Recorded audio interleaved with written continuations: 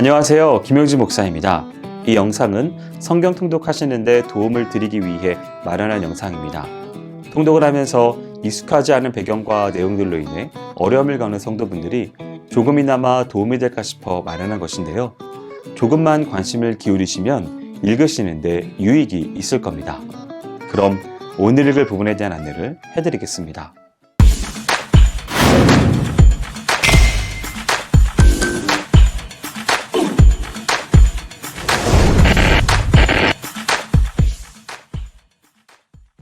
오늘 읽을 본문은 요엘 전체입니다.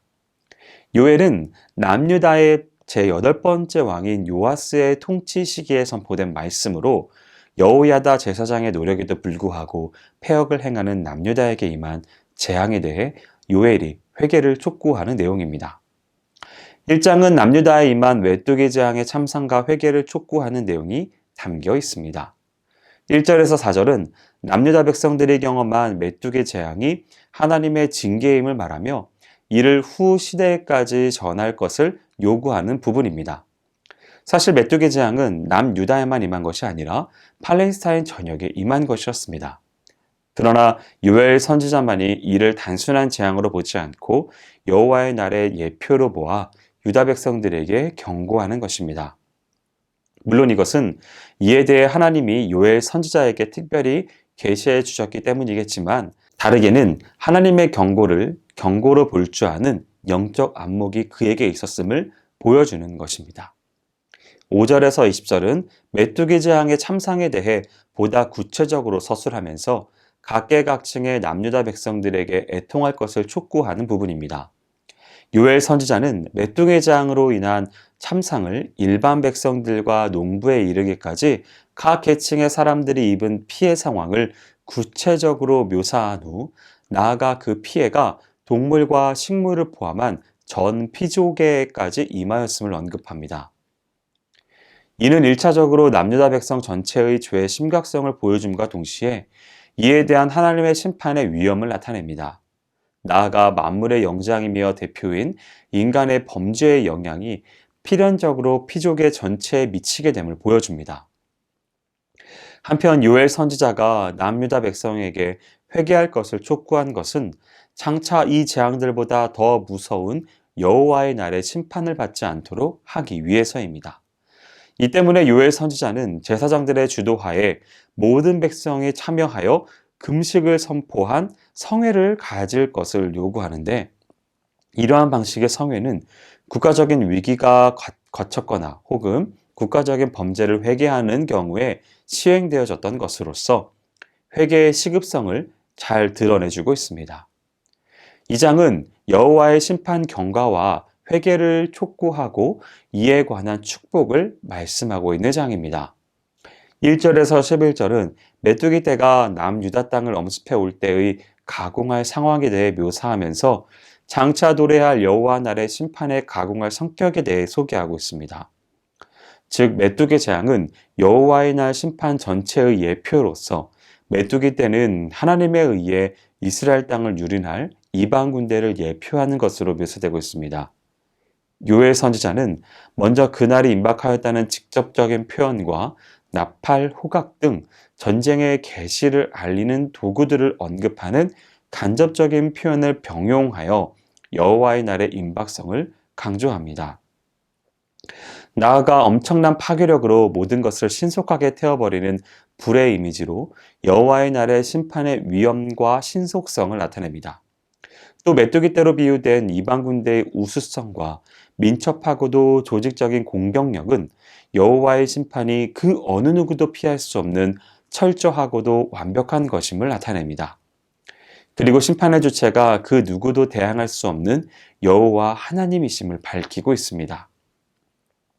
한편 여기서 메뚜기 떼로서의 이방 군대는 1차적으로는 BC 701년 히스기야 통치 당시 남유다 땅 전역을 유린하고 예루살렘 성까지 공격했던 아스루 왕 사네립의 군대를 가리킵니다. 나아가서는 남유다를 멸망시킨 바벨론 군대를 가리키고 있습니다. 12절에서 17절은 하나님께서 요엘 선지자를 통하여 여호와의 날의 심판을 선포한 궁극적인 목적이 자기 백성의 멸망이 아니라 그들로 하여금 심판의 두려움을 인식하고 회개하여 구원 얻도록 하고자 함인 것을 드러내고 있습니다. 본문에서 요엘 선지자는 남유다 백성에게 회개를 요구하면서 두 가지 사항을 강조합니다. 첫째는 형식적 회개를 지향하고 통회하는 마음으로 진실된 회개를 하라는 것입니다. 둘째는 남유다 백성 전체가 모이는 성회를 통하여 회개하라는 것입니다. 이러한 국가적 차원의 회개의 촉구는 그 어떤 사람도 참된 회개 없이는 진정한 하나님의 백성이 될 수 없음을 보여줍니다. 한편 제사장들이 기도해야 할 내용은 크게 주의 백성을 향한 하나님의 긍휼의 간구와 주의 기업이 수치를 받아 하나님의 영광을 훼손케 하지 않도록 해달라는 간구로 나누어지는데, 이는 우리에게 회개 기도의 중요한 두 가지 요소를 잘 보여주고 있습니다. 18절에서 27절은 물질적인 번영과 대적으로부터의 구원이라는 현실적인 축복의 약속을 기록하는 부분입니다. 요엘 선지자는 본문에서 먼저 하나님께서 회개한 자를 긍휼히 여기실 것이라는 선언을 한 뒤 곧이어 남유다 백성의 범죄에 대한 징계의 방편으로 주어졌던 메뚜기 재앙이 궁극적으로 상징하는 대적의 침입으로 인한 환란에서 남유다 백성 전체가 구원을 받아 풍족하고 평안한 삶을 누릴 것을 예언하고 있습니다.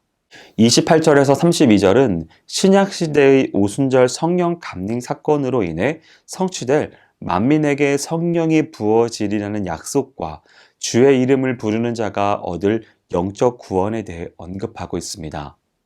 그러면서 동시에 성도들에게 약속된 구원이 최종적인 성취 직전에 그리스도 재림의 전조로서 천지간의 여러 가지 초자연적인 현상들이 나타날 것에 대해서도 언급하고 있습니다.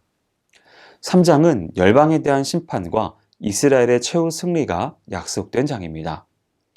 1절에서 15절은 하나님과 하나님의 백성을 대적하였던 열국에 대한 최종적인 심판이 선언되는 단락입니다.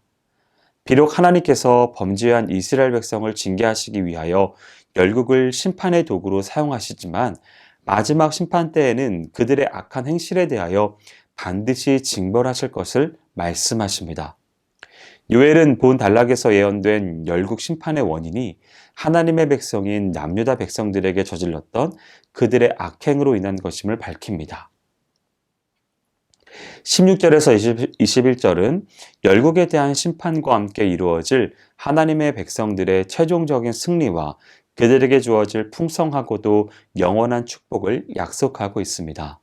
본문에 나타난 회개하는 하나님의 백성에게 주어질 축복은 하나님의 보호와 하나님의 백성으로서 합당한 거룩함의 회복, 풍요로운 물질적이고 영적인 축복 및 하나님 앞에서 영원히 존속되고 모든 신원을 갚아주심 등입니다. 반면 하나님의 백성을 괴롭힌 적국인 애굽과 에돔은 영원히 황무하게 될 것입니다. 여기까지 요엘 1장에서 3장까지 성경 통독을 하실 때 도움이 될 만한 내용을 전해드렸습니다. 혹시 이 외에 질문 있으시거나 나누고 싶은 이야기가 있으시면 밴드나 댓글로 달아주시면 필요한 도움을 드리겠습니다. 그럼 내일 다시 만나도록 하겠습니다. 통독 화이팅 하세요!